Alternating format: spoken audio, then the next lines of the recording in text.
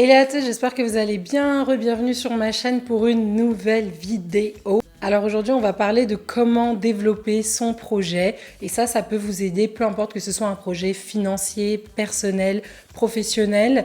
Je vais laisser aussi en barre d'infos le lien d'un article que j'ai rédigé qui a un rapport avec mon blog voyage. Vous pouvez aller le voir sur 7sea.fr. Dessus, je parle de mon expatriation, je parle voyage, je partage un peu tout avec vous, les bons plans, etc., etc. Donc pour moi, pour ce sujet de vidéo, je vais parler de mon projet voyage.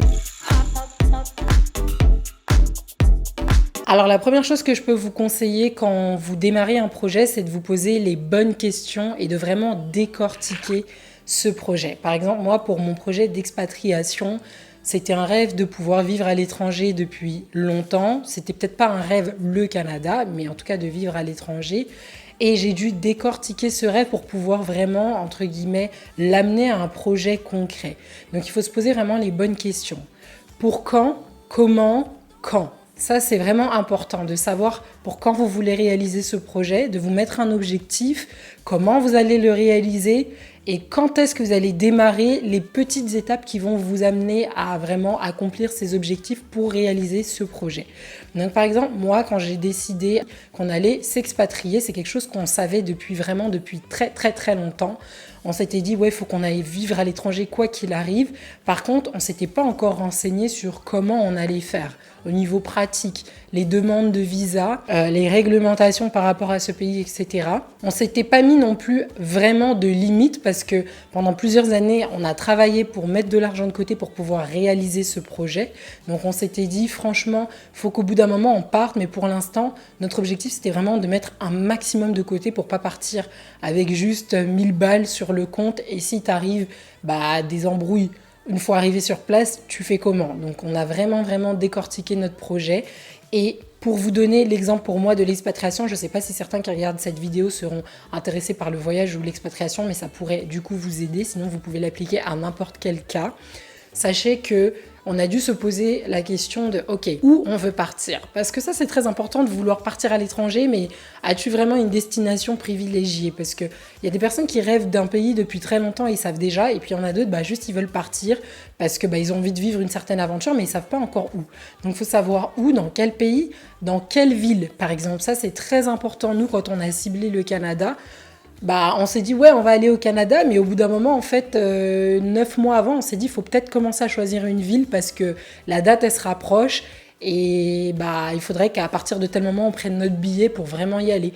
Donc, on a commencé à vraiment décortiquer notre projet, à faire énormément de recherches sur la vie, le quotidien, le coût de la vie dans différentes villes, peser le pour et le contre. Donc on a commencé à prendre les villes principales qui nous intéressaient. On n'a pas pris non plus 50 villes pour comparer, mais on a comparé, je crois, Winnipeg, Victoriaville, Toronto, Vancouver et Montréal. Et par rapport à nos recherches, le coût de la vie, la concurrence au niveau du travail, les loyers aussi, il faut le prendre en compte parce que même si le coût de la vie s'ajuste en fonction des loyers, moi par exemple, je me voyais très mal vivre à Toronto où les loyers c'est minimum 1200, 1300. Je sais que c'est peut-être la norme pour certains qui peuvent se le permettre. Moi, déjà, quand je suis au-dessus de 900, je pète un câble. Je suis en mode, c'est beaucoup trop d'argent qui part de mon compte d'un coup, en un mois. Et j'ai d'autres projets, d'autres rêves, j'aspire à d'autres choses. Donc, je préfère ne pas payer un loyer qui coûte plus de 1000 dollars. Par exemple, ça, c'était un critère pour nous. Il y a beaucoup plus de critères que ça, bien sûr, en jeu quand on a pesé le pour et le contre.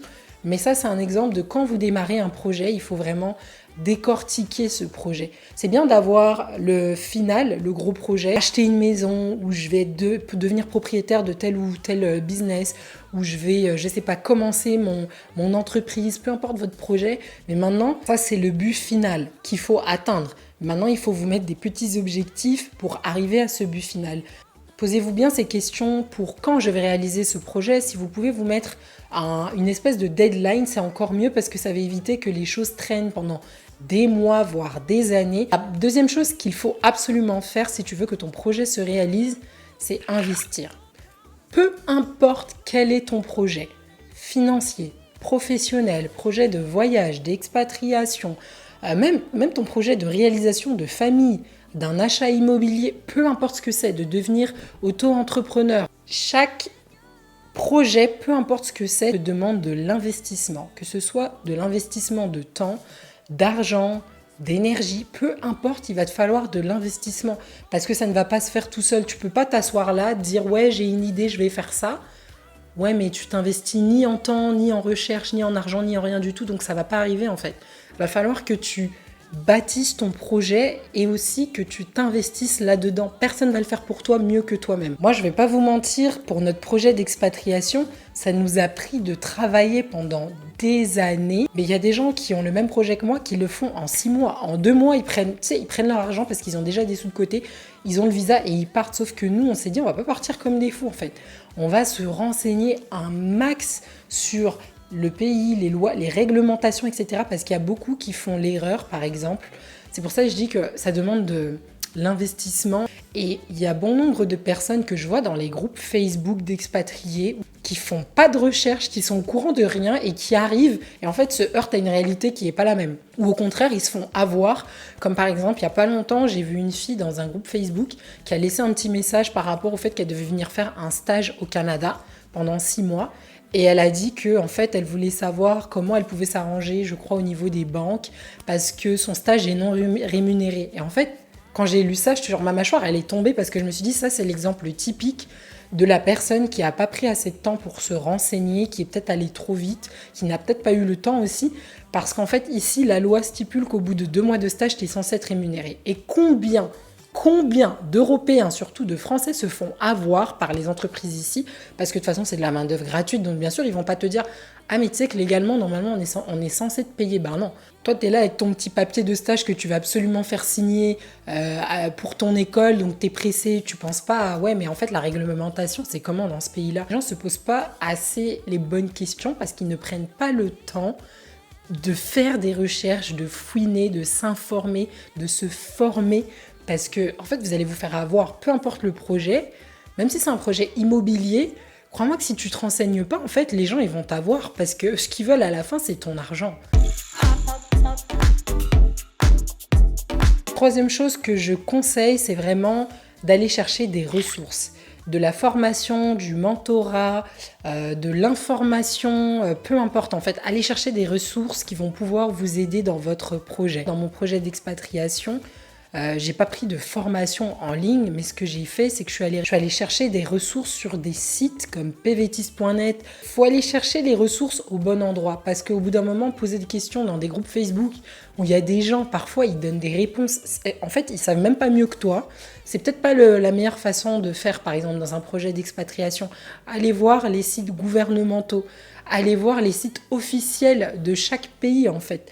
Allez voir des ressources fiables. Si votre projet, c'est de monter votre entreprise, par exemple, n'hésitez pas, en fait, à faire appel à du mentorat. Ce conseil que je vais vous donner, c'est peut-être même le premier conseil que je devrais donner.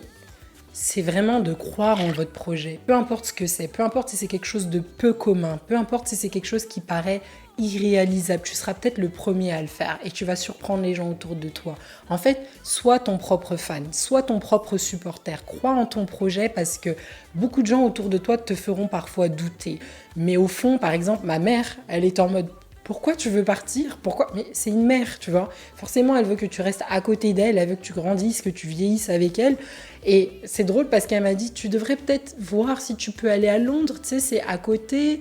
Et aujourd'hui, elle est super heureuse pour moi et elle me pousse à rester et elle m'encourage dans mes projets parce qu'elle a compris pourquoi j'étais partie, quel était le but derrière tout ça. Parce que sur votre chemin, vous allez croiser des gens qui vont vous faire douter, des proches ou même des gens qui sont pas proches de vous, des gens qui sont censés peut-être vous renseigner sur quelque chose. Ça peut être un banquier, ça peut être une autre personne aussi qui a vécu dans le voyage ou dans l'expatriation. Mais en fait, l'expérience de cette personne ou peut-être la peur qu'elle projette sur vous, ça ne veut pas dire que c'est ce qui va vous arriver. Donc, ne laissez personne vous décourager et croyez en votre projet, quel qu'il soit. Vous êtes capable de le faire. S'il y a des gens aujourd'hui qui font des achats immobiliers, pourquoi pas vous en fait? C'est pas une question de vous n'êtes pas capable, vous n'êtes pas plus intelligent, vous n'avez pas les ressources. Vous pouvez le faire. Si vous avez toujours rêvé de voyage, mais vous n'avez jamais eu les moyens, il y a des gens, je ne parle pas spécifiquement de moi, mais il y a des gens qui partent au moins 3-4 fois par année. Dernière chose que je vais vous partager qui est déjà un petit peu, qui fait partie de tout ce que je vous ai dit un peu avant, c'est de vraiment réaliser et concrétiser votre projet. Passer à l'action. C'est bien de verbaliser, c'est bien de penser, c'est bien de vouloir, mais en fait, au bout d'un moment, il faut y aller, il faut le faire, il faut passer à l'action. Moi, j'en connais des gens dans mon entourage qui ont passé tellement de temps, encore aujourd'hui, à dire « ouais, je vais faire ça, j'aimerais faire ça, j'ai un projet professionnel, je vais ouvrir ma propre boîte de ça, je vais faire ça, je vais faire ça ». Et dans la tête, je me dis « ouais, mais ça fait… » 1 an, 2 ans, 6 ans ont passé là en fait. Ton projet aurait pu être en place. Il faut vraiment passer à l'action. Il faut vraiment aussi ne pas avoir peur d'échouer. D'ailleurs, j'ai fait une vidéo qui s'appelle « Échouer, c'est réussir ». Je vous la mets juste ici si tu veux aller la voir, si ça peut te donner un peu plus de courage, de confiance ou quoi que ce soit. Je t'invite vraiment à aller la voir. En tout cas, la conclusion de tout ça, c'est que les clés sont entre tes mains.